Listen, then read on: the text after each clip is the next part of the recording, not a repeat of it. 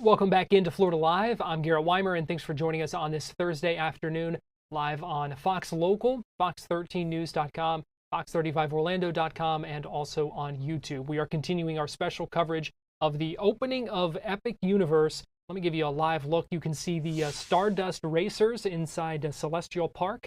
You can see them running it. That's a fun one, pretty intense one as well, but a good look at Celestial Park and the coaster running on this opening day of Epic Universe. Let's go ahead and take another look at that poll question. Looks like it's still showing 50-50 on whether you wear a poncho on water rides. And when I say 50-50, don't mean 50-50 yes or no. It's either no poncho or don't even get on the ride.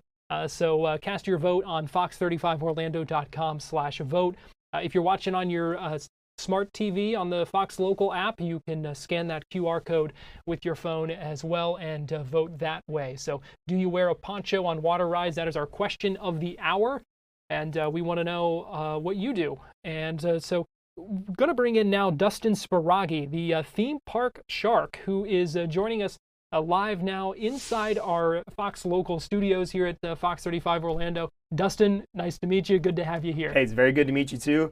Happy to do this. Happy to talk about Epic. What an exciting day this is. This is unbelievable that it's here. It's here. It is. And it's something that has been anticipated and talked about for years. I mean, almost a decade that it has been, in the works. Yeah. And so for it to be here, you really can't kind of underscore how big of a deal this really is for our area. I mean, it's massive. It's the first time we've even seen something like this, of course, with a dry park. If we look outside of Volcano Bay, for about 26 some odd years now since Islands of Adventure. So to have this moment, I mean, it's a big deal. It's been a long time. It's here. We've been hearing about Epic Universe since about 2019 now, and it's here.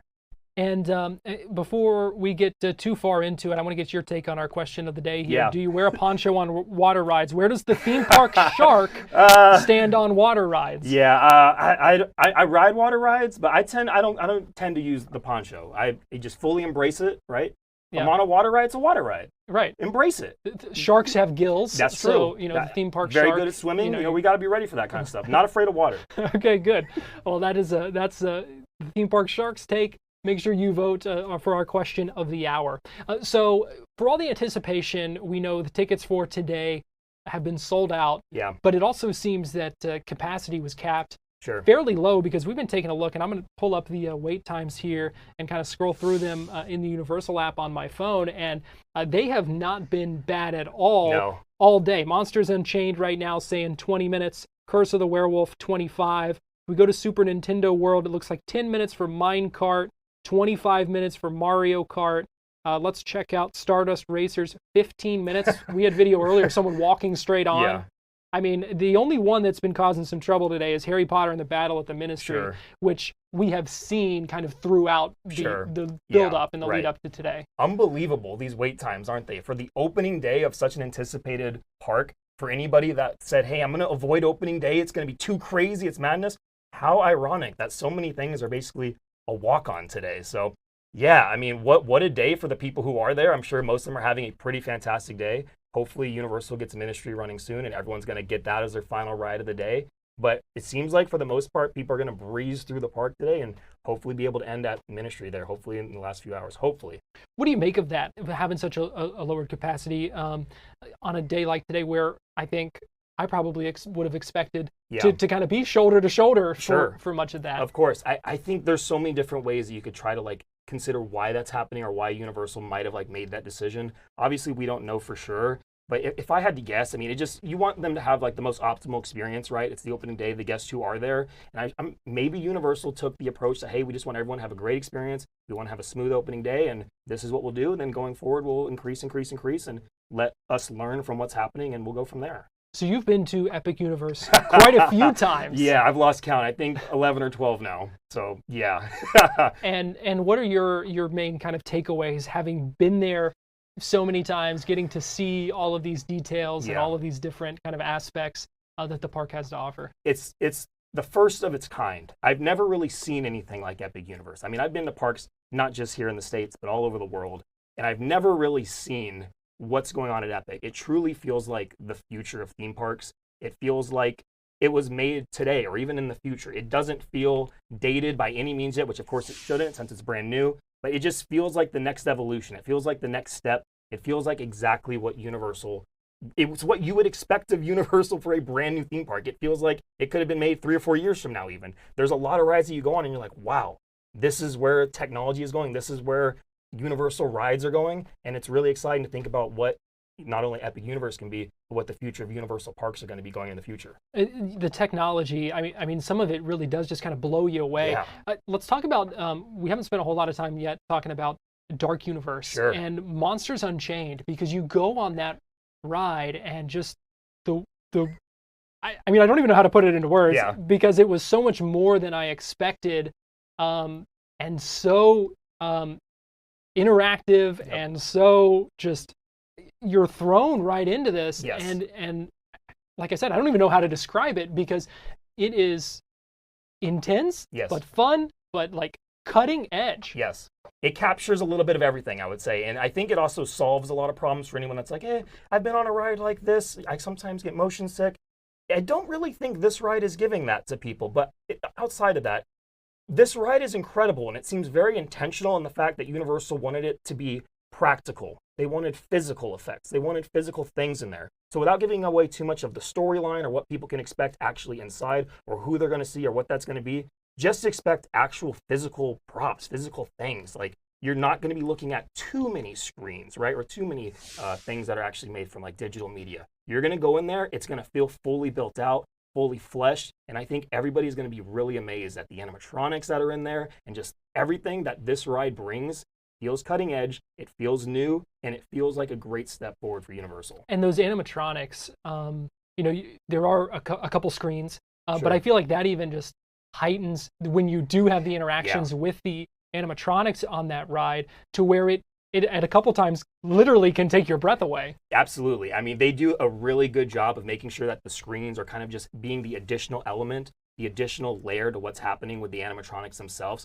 So anything that maybe they couldn't necessarily accomplish, whether it's like an environment aspect or something maybe like really quick, like a really quick action sequence that needed to happen, they might go to like a digital scene there. But for the most part, the animatronics are breathtaking. They're big. They're huge. They are, They're so big. And yeah, I mean, it's hard to not ride that ride and just get off giddy and so excited and so happy. And even for me, I'm not someone that normally does horror. I'm not a Horror Nights guy. I don't do horror. And I'll be honest, I was a little afraid the first time I went in there. Closed my eyes a little bit the first time, but I ended up going through a few more times, kept my eyes open. I love it. It's great. Yeah, and the size, just some of the features, the fire. Yeah. I mean, it's just a lot going on, and it is just really cool, I think, just creating this new experience. I agree. And just so much coming at you in so many different ways. Yeah. It's just neat. Okay, so we just have a few more seconds here, but just what is your message to folks who may be watching this and are curious about Epic Universe? They're going to have a lot of fun. They need to start maybe planning already, do their research, figure out what rides are there, maybe create their big 3, their big 4 that they know they want to hit. It seems to be the big 3 for most people. It's usually the Ministry, it's usually Monsters Unchained, it's usually Stardust Racers. That's usually the big 3, but I think they'll be surprised if they go into Berk. There's some good stuff in Berk, from the characters to the ride to the food, so you don't want to miss How to Train Your Dragon Isle of Berk. That's one of my biggest pieces of advice. Do not sleep on the Isle of Berk. That's great advice. There's a lot to do there, and also good to keep in mind because when you talk about those big 3, because we know those wait times are not always going to stay as low as they are right now. We're going to wrap up our coverage here on Florida Live, but we'll keep going with more Fox 35 News Plus after this. We're going to take a break, and we'll be right back.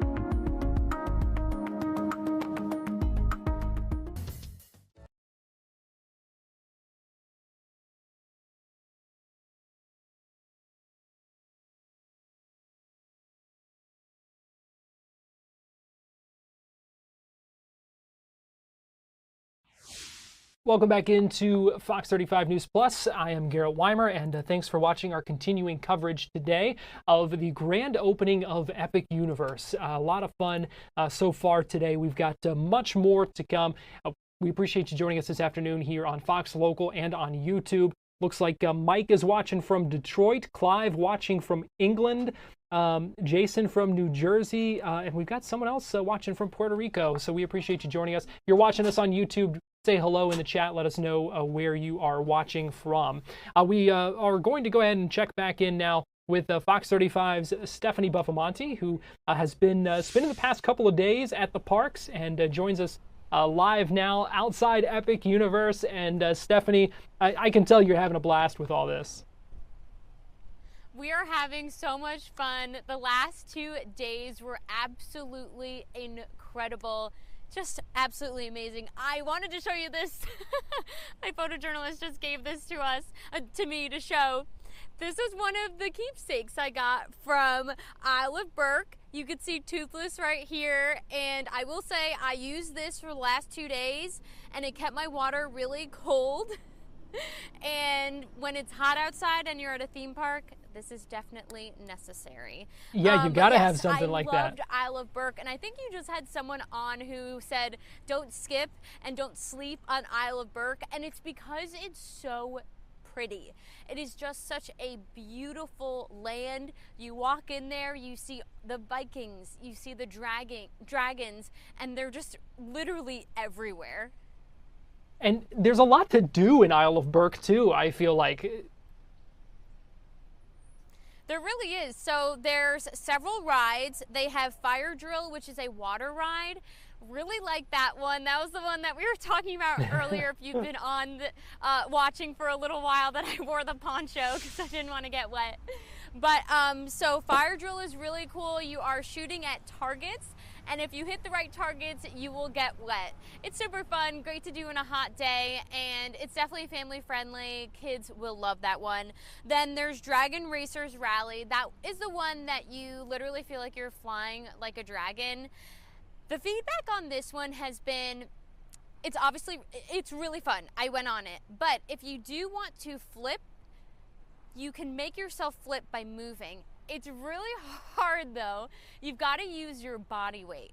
So the trick that I learned from someone at Universal, they were saying that if you move your arms kind of opposite ways and go and just push and push and push and try to go in the opposite direction of the way that you're moving, it's a lot easier to navigate. I tried it and I actually did it. So you flipped? You know how you were able to do the barrel roll? But it takes some practice. Maybe ride that one a couple of times. Steph, you were able to do the barrel roll? Not total roll, but I went pretty far. I'm so impressed. I was proud of myself for that one. Okay, I'm impressed. I tried the entire time. My favorite was Dragon Racers Rally. I love that one. So the first day that I went, we had so much going on, I missed it. So I was like, oh no. I went last night with David Martin, and we went front row first. We got off and we're like, we've got to do that again. So then we went a second time back row. He loved the back row. The pluses for that one were that you can kind of hear what's going on more. So at times you'll hear Hiccup talking and things like that. But front row was my favorite. I just love when you're on a ride and you don't see anyone in front of you. It just feels like you're on that ride by yourself experiencing it. Love that one because while it was fast and fun, it wasn't too scary, so I really liked and enjoyed that one. Yeah, that one being Hiccup Wing Gliders, and I think that one, I've told people I think that one's really underrated because I hadn't heard much about it before I went and rode that one and really enjoyed it. It really is a lot of fun.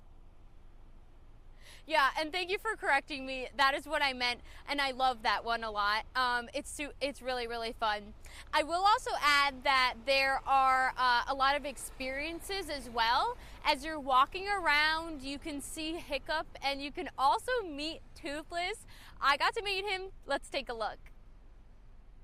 Stephanie, what you want to do, put out your hands like so. He will sniff you. You can approach slowly. There you go. Oh! I'm so proud of you, Stephanie. So you can see it's just such a fun experience, and when you feel him, he feels like a dragon, and it's just so awesome. And it was really cool to meet Toothless. You can talk to him, so to speak, but you could definitely have a conversation with Hiccup. So lots and lots of fun. Okay, so you said it feels like an actual dragon. Have you felt an actual dragon to know what that feels like, that it's authentic? No, but if you had to compare it, I would say it feels like a reptile, which is what I would think a dragon would feel like. And for all the kids out there, this will, make you meet a dragon for the first time. There you go. And it's really cool, like the pretty advanced animatronic there to be able to interact with it in that way. It's not just a photo op. I mean, you really are kind of getting that interaction with Toothless. You are, and you can see in that video as you're speaking with him, so to speak, he's reacting. So it is really cool. And also on the ride, Hiccup's wing gliders that we were just talking about was my favorite one. You see him on that ride too, and he's moving and making sounds. So it is really, really awesome. Just the way that technology is these days, and all that they can do, and that's really showcased at Epic Universe. Another thing I wanted to mention was the food. The food at Isle of Berk was really good. There was definitely a focus on Vikings and meat. They do have some vegan and vegetarian options as well, but a lot of the meals are true Viking meals, and they're really cool. We did try some sweet treats at How to Treat Your Dragon. I like that, but my favorite food was this one. We are at Hooligans Grog and Gruel. This is one of 3 eateries here at Isle of Berk. Oh my gosh, take a look at this. This is the PB&J. I've been hearing a lot about this. It's creamy mac and cheese with pulled pork and peanut bacon jam. Let's try it. This is also massive.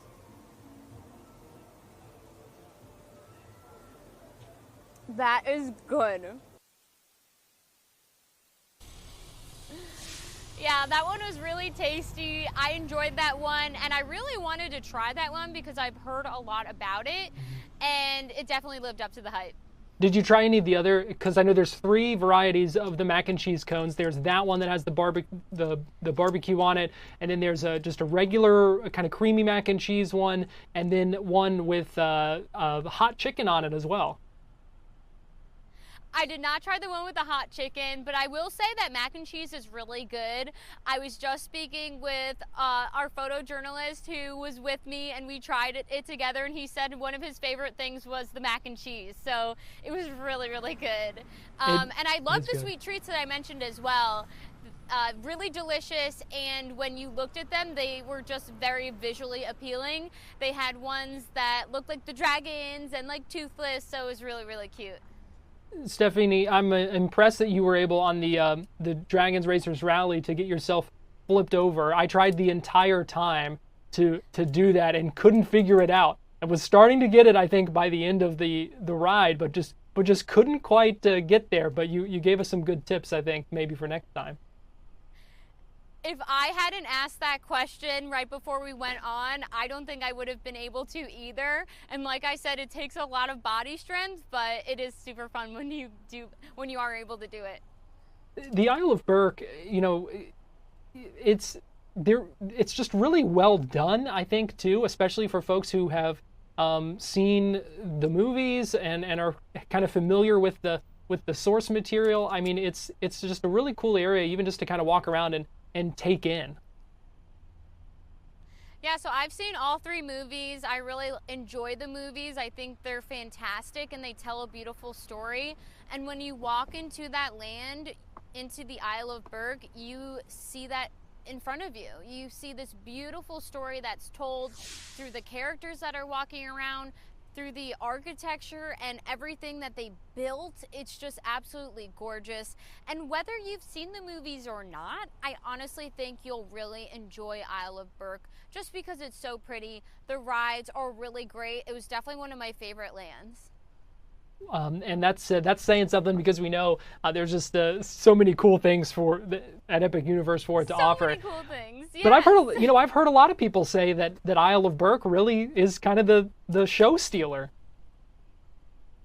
It definitely is. And one thing I will say I didn't get to do was the show, which I'll have to go back and do. But I have heard that it will bring you to tears, even adults to tears, that it was just so beautifully done, and Toothless is huge. So definitely have to go back for that.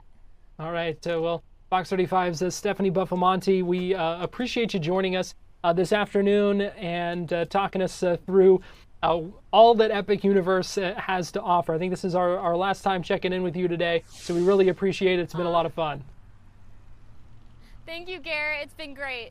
All right, and let's go ahead and take a quick look before we go to break at the wait times. Specifically, we'll start in Isle of Berk.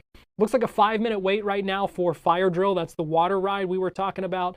Hiccups Wing Gliders, just 5 minutes. That's the roller coaster there. That is really a lot of fun. Dragon Racers Rally, 20-minute wait if you want to try to do a barrel roll. Now, I will note that just in the last few minutes, because the last time I had checked, it was still showing delayed. Looks like in the Wizarding World of Harry Potter, Ministry of Magic, Harry Potter and the Battle at the Ministry now seems to be back up and running, showing a 180-minute wait right now. That's 3 hours. But it does appear that Harry Potter and the Battle at the Ministry is back up. It's been closed for several hours. It was open this morning, about a 300-minute wait, but now appears to be back up and showing about a 180-minute wait. We are getting ready to take another break here on Fox 35 News Plus, but we'll be right back after this.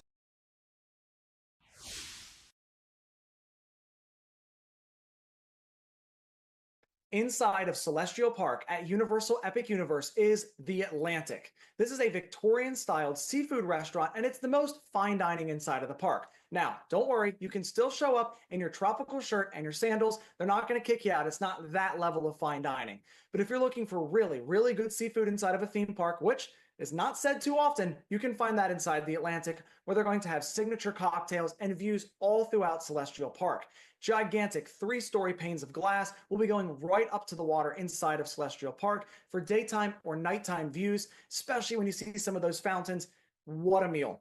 Above you, they're going to have different types of fish that are built and manufactured to look like pieces of artwork, and they're actually swimming above you on a track. You've basically been placed inside of an oversized aquarium. It's so cool.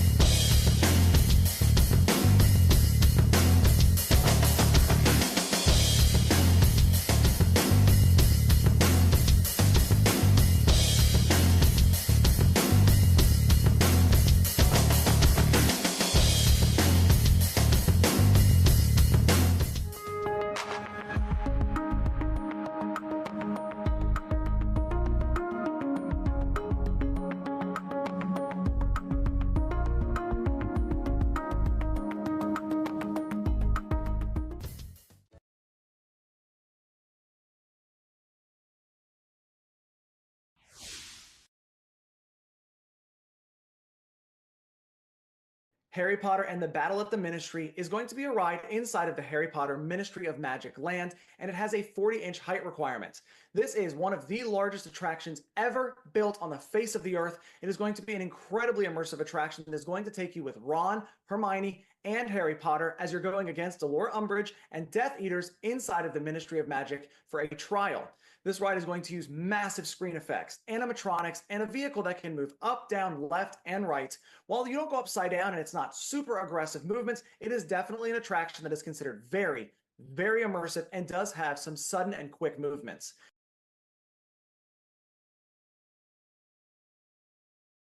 Well, welcome back into Fox 35 News Plus and our special coverage on this Thursday of the opening of Epic Universe. We've been with you since 11 o'clock, and we'll be with you until 5 o'clock when Fox 35 News at 5 begins. So we appreciate you joining us here on Fox Local and on YouTube. And if you are watching us on YouTube, we appreciate it.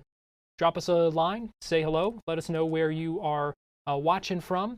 And we'll have a new poll question for you coming up in just a few minutes, where we can get you to weigh in on some things here as we celebrate this fun day and exciting day together. We have talked about so many different fun aspects of this park, and one of the really cool things is the character meet and greets.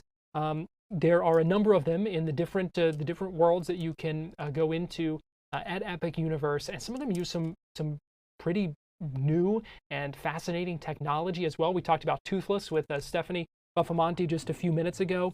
I had the chance to speak yesterday with Victoria Wade. You may know her on Instagram under the handle He Calls Me Pineapple Princess. We talked about the can't miss character meet and greets at Epic Universe. Check it out. Oh, me personally, I had to see The Bride and Frankenstein's Monster. They meet in Darkmoor, which is Dark Universe. Seems like they have set times in their meet and greet spot, but I didn't see them in the app. I'm not sure if that's going to change, but that was a must do. That was a really fun interaction that they brought over from Universal Studios Hollywood. Another one I would say was Princess Peach. She also has set meet and greet times that were posted in the app. And hers is fascinating because she kind of has a articulated head similar to Mickey Mouse when they used to do that at Walt Disney World. So I found that one really fun too. One more I would say obviously is Toothless for How to Train Your Dragon. That was a really fascinating meet and greet. You get to pet him, you get to talk to Hiccup or Astrid or another dragon trainer, and they talk about Toothless, training the dragons, all types of things. And that was just something unique that I've never done before. So I think those are my top three. Let's talk a little bit more about Toothless, because I know that one's gotten a lot of attention. First of all, the technology seems pretty incredible for the way it's able to interact with you. Yes, it was so fascinating seeing that in person, like the way it moves, it's so fluid. And we were also told not to touch him in certain spots, like under the chin or like behind the ear. So you can't pet him like a dog necessarily, but you can pet him right in the center, I guess, where our nose would be. And the way he just interacts with you is like with certain answers, with certain questions that you do. Like, for example, I said, "Have you been a good boy?" And he kind of just like gave like a happy growl. So it was really cute. It was kind of like talking to my dog, honestly. Have you seen anything like that before? No, I've never seen anything like that before. I've only seen clips of Toothless, so this was my first time meeting him in person, and even then, I was still like just so wowed by it. There was a little boy behind me, and I kind of like watched his interaction with him, and you could just tell it was just the best part of his day. It was just so incredible. Like, you're meeting a dragon, so I know if it was that great for me, I know for little children who love How to Train Your Dragon, that's probably gonna like be the most memorable part of their trip for Universal. Yeah, I was gonna say, because so many, we know how popular those movies are, and so anyone who has gotten to see that now can literally just interact with it. It's not just a photo op, you to actually be able to interact and kind of have that moment with it is pretty cool. Oh, I agree. And I do know there's other like baby dragons that you can interact with. I didn't see those during my visit, but I know they are around. So if you don't see Toothless, there are other baby dragons that you can interact with too. Now, Super Nintendo World, you talked about a Princess Peach. We also have seen Toad around, Mario and Yes. Luigi. Toad, I know Toad is a pretty popular one to meet. Oh yes, I we happened across Toad actually. I didn't see him on the app, but we were on our way to a ride and we saw him, and he is a delight. Like he's so just like upbeat and cheerful. We did a little dance together. He's just amazing. I loved kind of meeting him more than Princess Peach in a way, but I would definitely make time to meet him. We missed Mario and Luigi by like 5 minutes, unfortunately, but they looked pretty fun too. So Toad is another one that you can kind of interact with in some pretty cool ways, as you were just talking about. Tell us more about that. So with Toad, he doesn't talk like Peach, but he'll give you like like he'll interact with you in the way that you would with another character like Pluto, for example. But he's very upbeat, he's very fun, he'll do dances with you. He gets all the Mario references, obviously. Like I mentioned, the Peaches song from the Super Mario Brothers movie, and we kind of just started doing a little dance. So that was really fun. I think big kids and people of all ages will really enjoy the meet and greets around Super Nintendo World as a whole, honestly, especially if you're a video gamer. But they're such global icons that I feel like anyone would recognize them and want to meet them. Well, in Super Nintendo World specifically, seeing those characters kind of out and about in that world is just really cool because of how immersive it is anyway, where it feels like you are just dropped right in the middle of a video game, and so it just fits seeing them. Yes, it just works so well. Like I never really questioned anything about the immersion because it makes sense for them to be there. And the way their meet and greet areas are set up, it's just kind of like, oh yeah, that makes sense for you to be there. Like if you go to Donkey Kong Country, Donkey Kong is there. He wasn't there the day I went just because the ride was closed. But like, yeah, Donkey Kong's in Donkey Kong Country. You know, Toad is next to Yoshi's Adventure. Mario and Luigi are right there. Princess Peach is like right at the entrance in her little gazebo. Like it just fits so well thematically. So I didn't question it at all. What do you think these character meet and greets add to the overall experience at Epic Universe? I really feel like it elevates the immersion of the environments. Like, yeah, we're walking into like, Dark Universe where the Universal monsters are, but you're also able to meet the Universal monsters who have been icons of.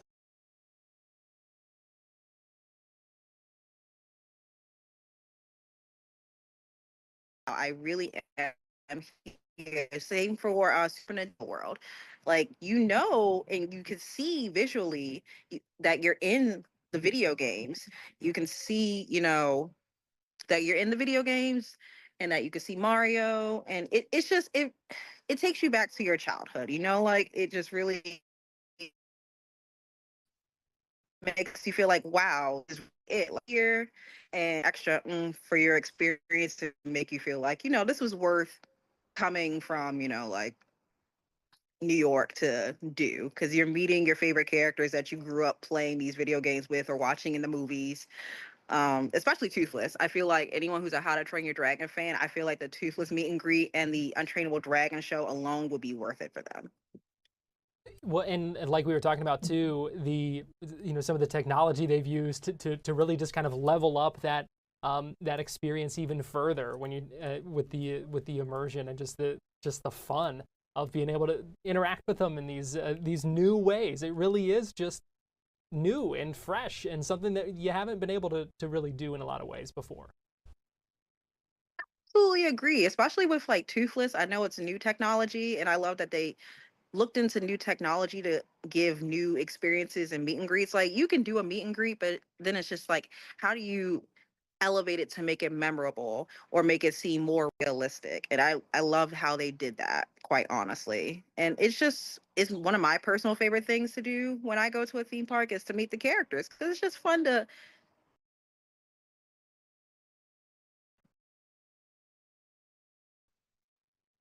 Well, you definitely feel like you are in their world at Epic Universe. We've talked so much about how immersive it is. So before I let you go, I've got to get your take of just a couple of your other favorite things. What's your favorite ride? Your favorite thing that sticks out to you at Epic? Well, I can easily say that Monsters Unchained is probably the best ride there. I cannot lie. I'm already like I know I have bias because I love Universal Monsters, but out of all the rides that I did that day, which was most of them, minus like Curse of the Werewolf and Minecart Madness, that is the most thematically and technologically beautifully done attraction that I've done at Epic. So that I would say that's a must do for everyone. Well, and just to further the conversation about the technology, I mean, that is something where you see, I mean, absolutely incredible. When you're just thrown into that world of the monsters, it is something to check out. That's for sure. Absolutely, I agree. Hey everybody, I'm Fox 35 Storm Team meteorologist Laurel Blanchard with the rest of your evening for opening day of Epic Universe. This has been such an exciting day, and if you're planning on heading to the park a little bit later on, here is your forecast for that. We may be keeping an eye on a few very scattered showers moving over Epic Universe as we head through the latter half of the day. So just make sure you do have that rain jacket handy, or make sure you are getting inside to get out of the rain. But honestly, it has been so hot today that little shower may feel beautiful out there, because not only is it hot, it is humid out there today. And again, if you are planning on heading into Epic Universe this weekend as well, it is also going to be hot and humid. Just like today, we are expecting a couple of storms to pop up through the afternoon, but those should be moving in and out very quickly. Really just a couple of scattered showers possible through the middle of the day between 3 and 5 p.m., but those storms should be very quick and shouldn't impact your day of fun whatsoever. Be safe and making sure you're drinking plenty of water in the parks, because it is sure going to be hot and humid for opening weekend of Epic Universe.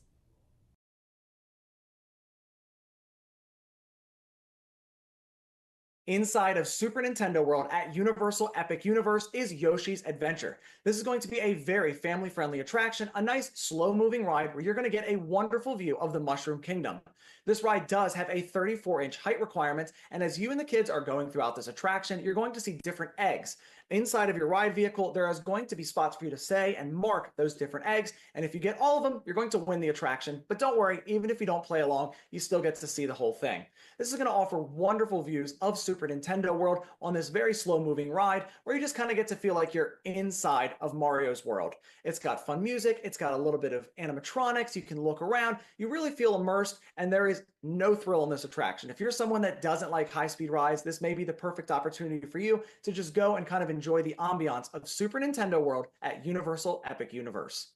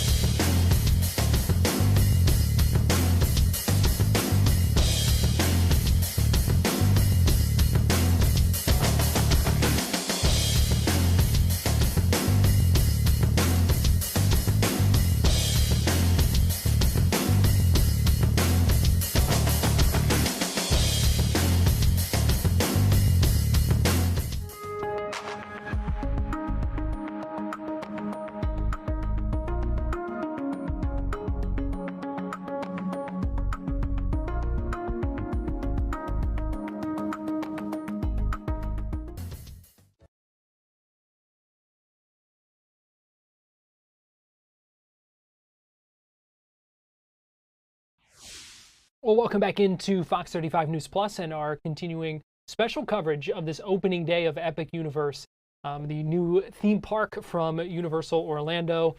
We are looking at all the different aspects of it, the economic impact, so much to talk about. We've been streaming with you here since 11 o'clock. We do have a new question for you, a new question this hour, and so we want to get to your input on that. Let me pull that up. How long would you wait in line for a theme park ride? Let's hear what you have to say. You can go to fox35orlando.com/vote. You can also scan the QR code you see on your screen right now. Would you wait less than 30 minutes, up to an hour, 1 to 2 hours, or more than 3 hours? How long are you willing to wait for a theme park ride? And I will tell you what, if you're out at Epic Universe today, good news is for most of those rides, you are not having to wait that long. The wait times have been low for much of the day. The one exception is the Harry Potter Battle at the Ministry. It's showing 180 minutes right now. It was up to 300 minutes this morning and then went down for a while. The ride went down for a while and it was just showing delayed. It is now saying 180 minutes now that it is back up and running. So about 3 hours for that one. Would you wait 3 hours for it? We've heard good things about it. I have not ridden that one, but sounds like a good ride and a lot of fun. So how long are you willing to wait? Let me pull the screen back up here so that you can scan that QR code if you're watching on TV, or if you're watching on your phone, just go to fox35orlando.com/vote.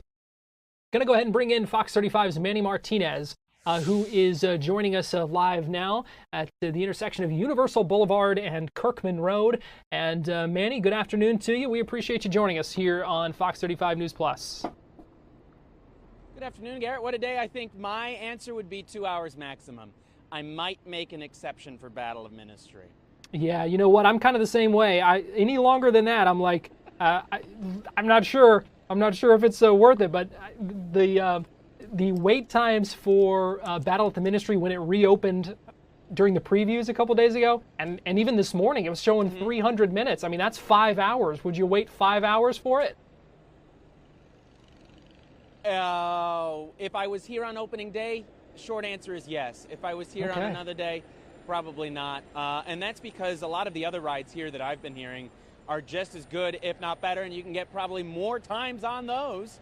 The wait times here, probably roughly around a half hour, so you could ride those rides several times over and have just as good a day, Garrett. Ride all those rides, try every food place that's in there, and still have time to spare. I think that's a good point.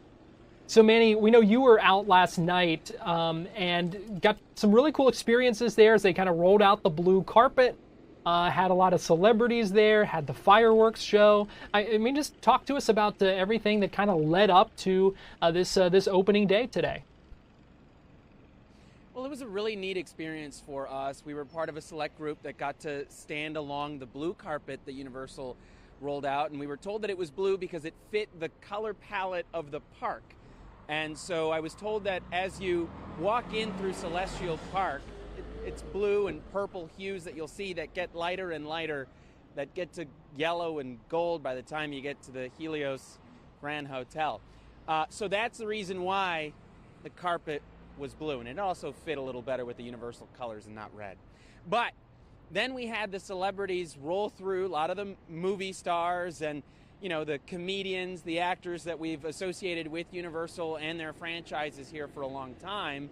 And for about an hour or so, they were answering our questions, talking about just the excitement of being here on the night before Epic opens to everyone and what they were most excited for. And some of them even had a part in building what is here at the park today. We got the chance to speak with composer Danny Elfman, who photographer Evan is a big fan of because he also did the music for The Nightmare Before Christmas. And we got the chance to speak with him about putting together the music for Dark Universe. So when you walk in and you hear that music playing, that's Danny Elfman's work. Here's part of our interview. How different is the mindset for when it comes to composing for a theme park versus a film? Well, I mean, it's not extremely different because essentially in a film you're writing for characters and you're writing for a storyline, and here it's exactly the same thing, except at the end of it, rather than seeing all the work up there on the screen, I get to walk into it. It's like finishing a movie and then walking into the movie and going hi to all the characters, which I feel are characters from my childhood. I know them so well. I mean, the walls of my room were covered with monsters. I was literally a monster kid. And so to me, these characters are simply part of my DNA. What is a monster kid? What is a monster kid like growing up as a monster kid? A monster kid is, I guess, in the same way that my son grew up obsessed with anime and, the things he loved. I was monster movies. And that's all I cared about. The next new monster movie and the next issue of Famous Monsters of Filmland magazine, which the covers were mostly Frankenstein, Dracula, the Wolfman, the Creature of the Black Lagoon, my heroes. My favorite, the Creature of the Black Lagoon. I Yeah. saw that one on Spanguli. I was probably like 8 or 9, and that one scared me as a kid. Yeah. Just the feeling that people will get from walking into. You mentioned how immersive it is, and your music. What do you want them to feel when they I just listen want them to it? Just connected. I want them to feel connected to these characters, connected to these iconic creatures, to feel that they're welcome them. That's what I hope.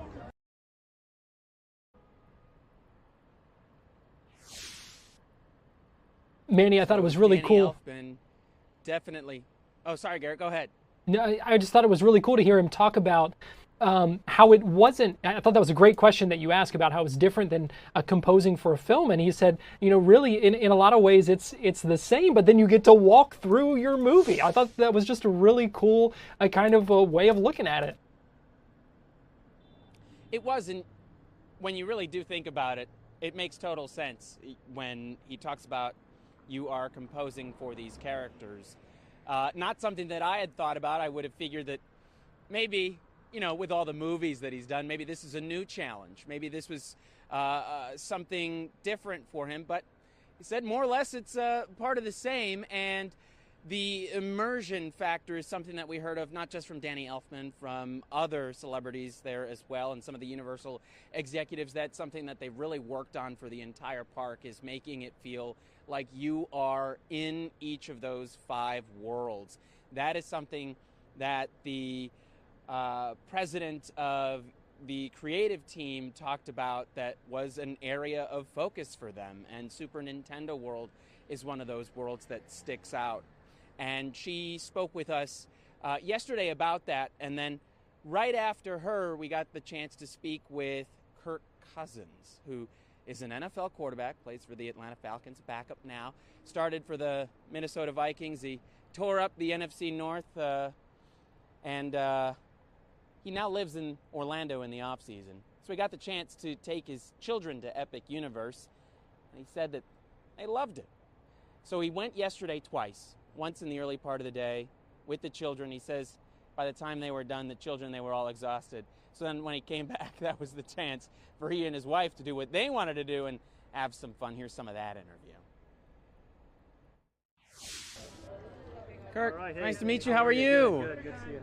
The excitement of walking into Celestial Park through the Kronos, does it at all match walking out, running out of the tunnel? Yeah, I mean, maybe similar with the butterflies, but a little less pressure on my shoulders walking in here. But it's just so well done. They hit it out of the park, pardon the pun. And just love seeing the creativity that people have to make things come to life where you think, I never would have thought of that, and it's so well done. What is it that you're a fan of most? Yeah, as a family, the Cousins family, we love How to Train Your Dragon. Our boys love all the movies, the music, the acting. So to have a little universe here that they can go to that's fully immersive, and they met Toothless and put their hand on his nose and ride the ride, see the shows, eat the food. It's just so fun to have that. You said, overheard, spent all day today? Yes. Kids, are they tired? Are they? Yeah, they're wiped out. They're wiped out. But we live here in Orlando in the off season, so we've hit a lot of theme parks over the years, and they know the drill. We try to maximize, get everything done, and then we go home and we sleep. But they had a great day today. So when you come back tonight, is when you get to Yeah, do what exactly. you want? Yeah, my wife said that. She said, I can't wait to enjoy the park, just us. So we'll ride the rides, hit the highlights, but there's a lot to see in a short amount of time because the park was so well done. You just never know who you're going to run into at the theme parks, Manny. No, you don't. Gerard Butler was there last night. He is a voice actor in those How to Train Your Dragon movies.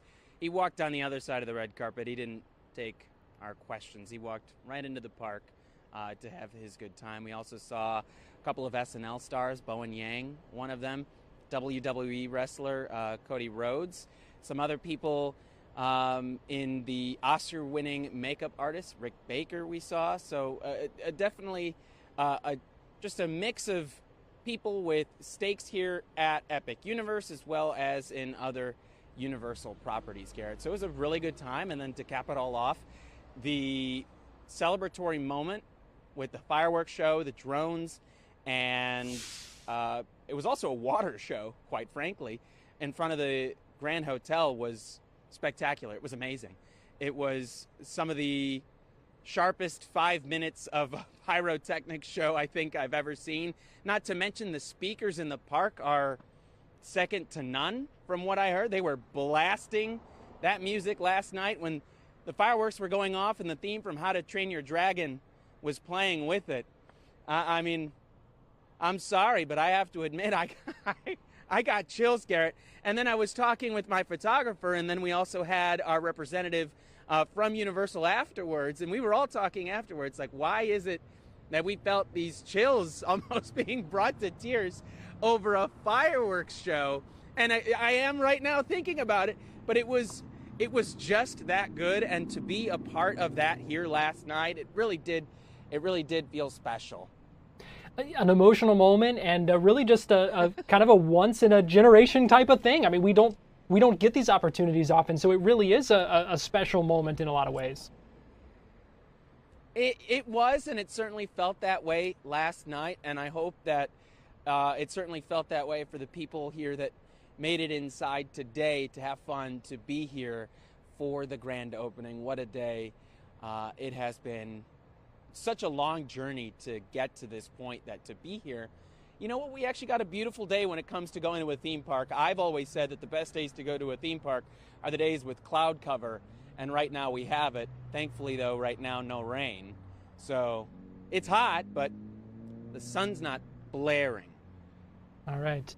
Well, Fox 35's Manny Martinez, we appreciate you joining us, sharing some of those interviews with us. We'll check back in with you in about an hour, so we appreciate you joining us here on Fox 35 News Plus.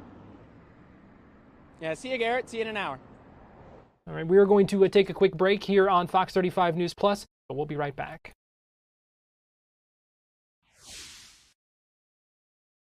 Le Cirque Arcanus is going to be a family-friendly show that is inside of the Harry Potter Ministry of Magic lands. This show is going to last about 20 minutes and does have a pre-show. A majority of the queue is going to be indoors inside the air conditioning as you step into a creepy old circus where you're going to go and learn about some of the animals that were stolen from Newt Scamander from the Fantastic Beast films. This show will use strobing, smoke effects, fog effects, and a lot will be happening. From the magic effects to the large animatronic puppetry, this show is a big, large-scale attraction that I highly recommend going and visiting, especially if you're a Harry Potter fan.